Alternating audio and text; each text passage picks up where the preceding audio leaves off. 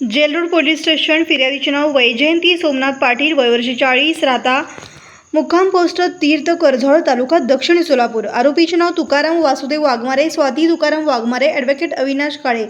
यात हकीकत अशी की वरील वेळी व ठिकाणी यातील आरोपित मजकूर यांनी मिळून फिर्यादीस पैशाची गरज असल्यामुळे फिर्यादीने त्याच्याकडून 6,25,000 रुपये घेतले होते. सदर आरोपींकडून कोणत्याही प्रकारच्या सावकारी परवाना नसताना फिर्यादीकडून बेकायदेशीर व्याजापोटी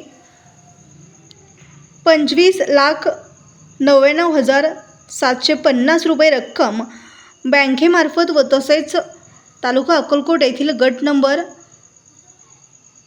368/3 यांचे क्षेत्र 1 हेक्टर 80 RA आरोपी क्रमांक 1 याच्या नावावर करून घेतले व तसेच सदर जमीन परत देण्याकामी फिर्यादीस 17 लाख रुपयाची मागणी केली आहे म्हणून तपास सहाय्यक पोलीस निरीक्षक चांदखोटी हे करीत आहेत.